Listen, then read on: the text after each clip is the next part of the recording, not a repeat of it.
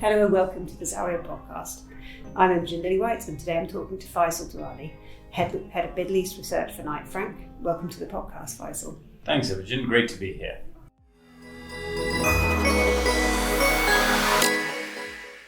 There's a huge demand for the office space at the moment. You and I were discussing this a few weeks ago. Rents going up in Dubai and Abu Dhabi, but what is the kind of demand that you are seeing? How long do you think it's going to last? Really good question. So I think the source of the demand stems from the fact that we've got pretty strong economic growth in the UAE at the moment. In fact, we class the UAE and Saudi together as Gulf Tiger economies, borrowing that phrase from the Asian Tiger economies of the 90s, simply because economic growth last year in these two countries was amongst the highest in the world. And if we look at the non-oil sector PMI readings for the UAE, we see that businesses have been in expansionary territory now for more than 2 years, which strongly suggests that they've been recruiting, growing and expanding, their order books are rising, and we're feeling that impact in the commercial office market in the form of rising demand. Now, where that demand is coming from is quite diversified, as it has been the case historically in a market such as Dubai, which is broadly connected to the number of blue chip businesses that operate out of Dubai.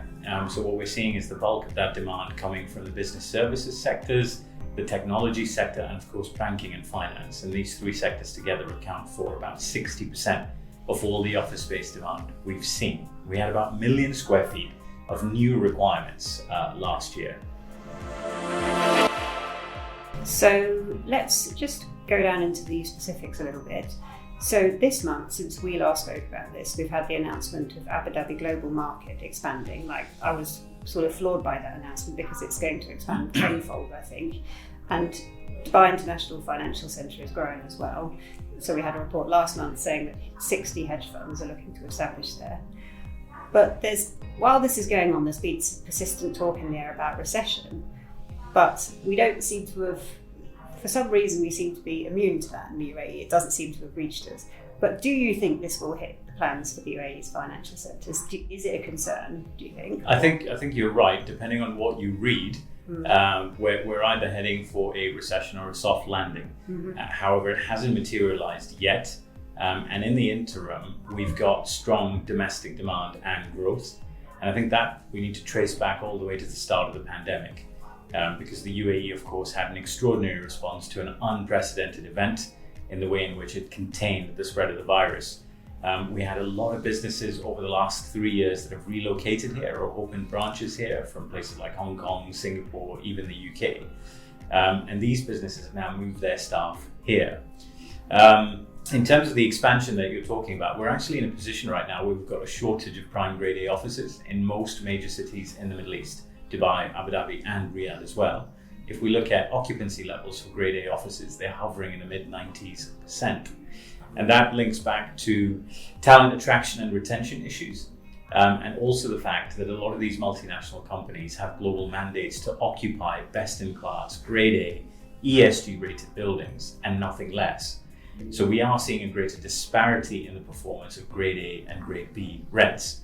So at the moment, we're in a position where there simply isn't enough prime grade A stock.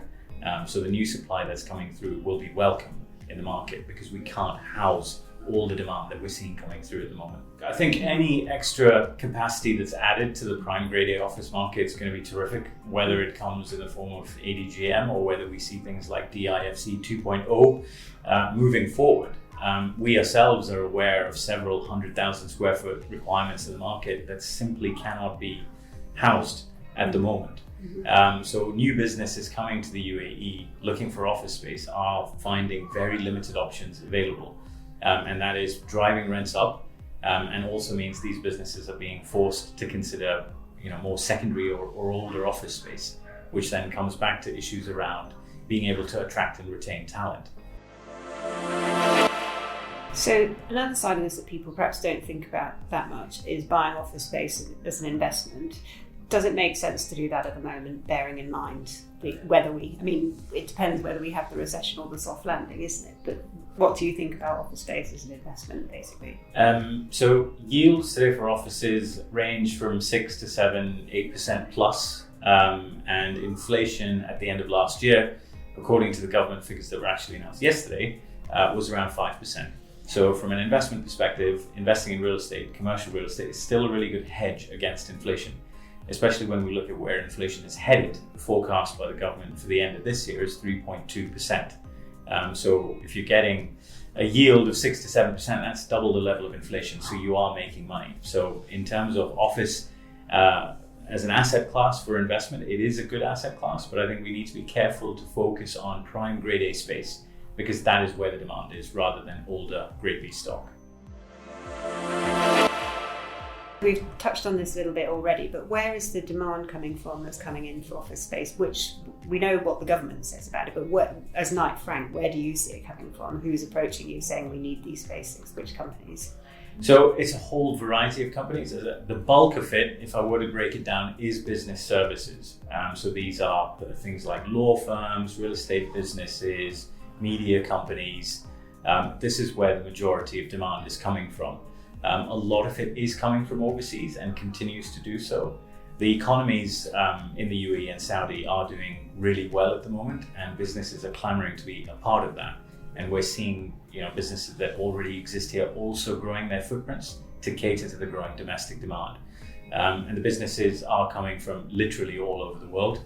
So from Asia, places like Singapore and Hong Kong, from the UK definitely as well, and of course more recently Eastern Europe too. If we move on, so we're talking a little bit about the UAE and Saudi Arabia already, but there's a lot of changes going on in Saudi. The country's been looking at opening up much more over the past years that we've seen. Then there's also Project RHQ, under which they're aiming to attract companies to establish regional headquarters there. You and I have spoken about this previously, and what you've said is really interesting, so I want to ask you again. Are the two countries going to compete, or are they going to complement each other? What does it mean for our market? We're in the UAE right now, so what does it mean for us? It's probably more of the latter rather than the former, so they are going to complement one another rather than compete. I think if we zoom out on the Middle East, North Africa, South Asia, we've only got one global hub city at the moment, and that is Dubai. The region is large enough to accommodate another global hub, whether that's Riyadh or Jeddah or another location in Saudi, TBC. As it stands, the Saudi government is focusing its efforts on positioning Riyadh as the new commercial nerve center for the kingdom. It's where the bulk of job creation is happening. That's where we see the bulk of office demand coming through. And if we look at projects such as King Abdullah Financial District in Riyadh, which is about 10 million square feet of office space, it is fully committed. There is no space available there. And one of the sort of telltale signs of regional hub cities complementing one another is when you look at air travel between the two locations. And all we need to do is look at Europe or Asia to get to see examples of this that already exist elsewhere in the world. So if we take Hong Kong, Singapore, Kuala Lumpur, they're all within an hour's flying time of each other. You've got a similar situation between London and Paris, where actually the top destinations out of their airports are one another. So the top destination out of Heathrow is Charles de Gaulle, and vice versa. And if we look at Dubai and Riyadh today, we already have that in place. Riyadh is the number one destination out of Dubai, and vice versa. So the two cities are complementing rather than competing. The other overriding factor to think about is the makeup of their economies and the domestic populations. In the UAE, 10% of the population is indigenous, the rest is expat. And in Saudi, the opposite is true. 90% of the population is indigenous, and expats make up 5 or 10% of that total. With Vision 2030, there is a significant amount of economic transformation that is being driven by local demand and local requirements. So that is going to be catered to first before sort of progressing on to a more global view. So for the time being, it does appear like they're going to complement one another. And as I say, the region is big enough to accommodate two big cities. That's really interesting about the different populations, because I think people think that we're one and the same, that we're very similar economies, but actually couldn't be more different in some respects. In others, we're quite similar, but that's the difference I think that people don't realise, is the difference between expat and local populations, definitely. Precisely. Yeah. I mean, if you look at where the investment's coming when we talk about things like the giga projects and the core pillars of Vision 2030, one of them is to provide world-class housing to Saudi citizens. And we're currently tracking about 550,000 homes that are due to be delivered by the end of the decade. So in the first instance, the idea is to make sure Saudi nationals themselves have access to world-class housing before we start thinking about foreign ownership. And similarly, if you talk about the hospitality sector in Saudi, we've got more than 300,000 hotel rooms that are planned to be delivered by 2030. For context, the UAE today has 200,000 hotel rooms. Okay. So we're talking about building more rooms in Saudi in the next 7 years than the UAE has in total today. And a lot of that is being driven by the plan to have 100 million visitors come to the kingdom by the end of the decade. Domestic tourism is going to have to play a really big part in that, because we know from our own data that about 40% of Saudis actually choose to not stay in a hotel when they travel domestically. And all the transformation that's taking place is going to try and address that. Why do Saudis choose not to stay in hotels when they travel within the kingdom itself? So the dynamics, the drivers of the economy are totally different. So when they don't stay in hotels, where are they staying? Relatives? Or they stay with friends and family, or they stay in service departments. Okay. And when they choose not to stay in hotels, the reasons are fascinating. It's usually to do with quality, restrictions in terms of not being able to have extended family in the same room, restrictions around not being able to cook their own meals in their hotel rooms. And cost is obviously another consideration, but what we found is that amongst millennials in particular, cost really isn't a factor in Saudi, which is quite ironic given that it is that age group that's actually struggling to save a deposit to buy a home.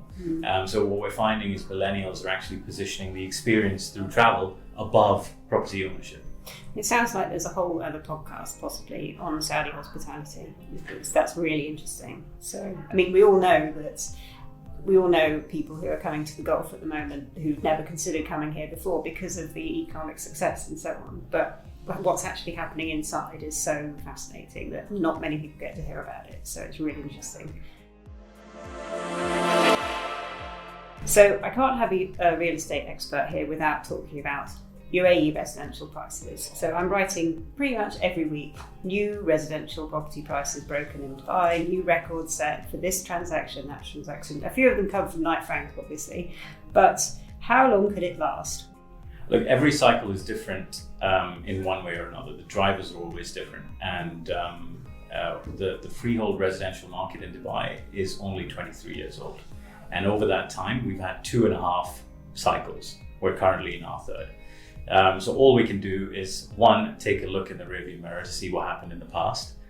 So our first property cycle had 6 years of price growth. Our second property cycle had 4 years of price growth. In this third cycle, we're 3.5 years in, we've got 3.5 years of growth.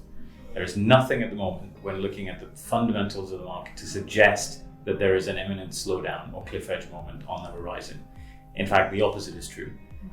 We've got the unrelenting demand from overseas-based international ultra-high net worth individuals who are buying Dubai's most luxurious properties as they're chasing after the sun, sand, sea lifestyle, which typically comes in the form of a villa, which is then removing stock from the market. And if we look at the total supply we've got planned in Dubai, we're currently tracking 94,000 units due to be delivered by the end of 2026. Really big number. But if we average it out over the next 4 years, it works out to about 24,000 homes per year.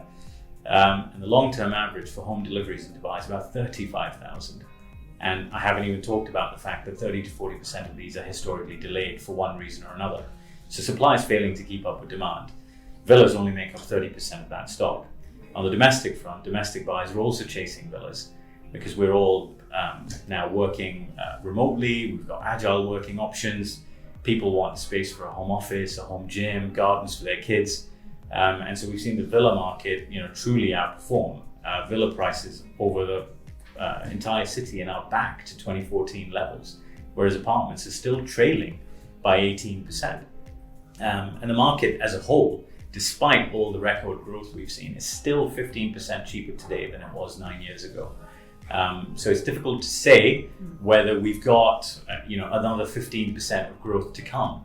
But just looking at the basic fundamentals right now suggests that we're not done yet. Yeah, I mean, that's another thing I write. We're still not at the peak yet where we were before. No, we're not.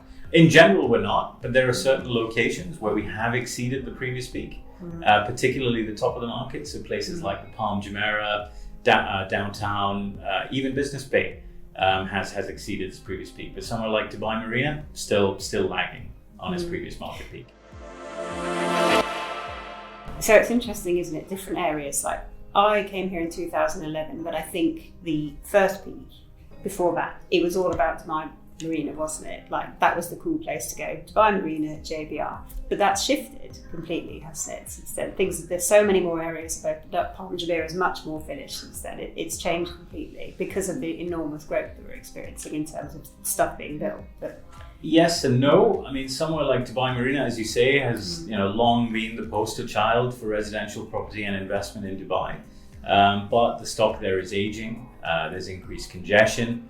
There's new towers being added, and if we look at Dubai Marina prices, I think in the last 3.5 years since the pandemic started, have risen by about 19%. If we compare to Business Bay, that's grown by about 33%, and actually average per square foot prices in Business Bay today stand at about 1,700 dirhams a square foot, whereas the Marina is about 1,500 dirhams a square foot, so it's a touch higher. And Business Bay is itself 30 to 40% cheaper than downtown. And it is benefiting from being in the shadow of downtown or in the aura of downtown. It's a vibrant, thriving community. It's got excellent road infrastructure with the parallel roads done. The underpass leading to the DIFC is completed. And all you need to do is look at the volume of commuters traveling to and from the metro station in the mornings and in the evenings to give you a sense of what sort of community has emerged there. And on top of all of that, the lack of development sites in the marina also means that the Business Bay Canal has emerged as a hotspot for branded residences. We've got super high-end branded residential developers and operators that have entered that market. The Ritz-Carlton, Mama Shelter, Mr. C, further up the canal. And these properties are selling for starting ticket prices of $10-20 million. And it is definitely emerging as a rival to downtown, as the center of the city sort of gravitates back towards the north to the DIFC downtown Business Bay agglomeration. You've been here long enough to know that Dubai's explosive growth means we have multiple city centers, if you want to use that term. We know of 5, which also means when we're trying to define a prime residential neighborhood, it isn't like any other city in the world where it's wrapped around the center of the city. Because we've got so many central business districts, for us to define prime, we actually analyzed over 600,000 residential transactions over the last 23 years. And the qualifying criteria was that a minimum of 10% of deals had to take place at over 10 million dirhams for 3 consecutive years. And when we analyzed the market that way, we found the Palm Jumeirah, Jumeirah Bay Island and Emirates Hills were the only areas that qualified, and it's not a contiguous geography. But that is what we class as prime, so that reflects your point about there being multiple sort of city centres. Okay, we'll leave it there. Thanks so much for your insights, Faisal, and thank you for joining me. You've been listening to the Zawya Podcast.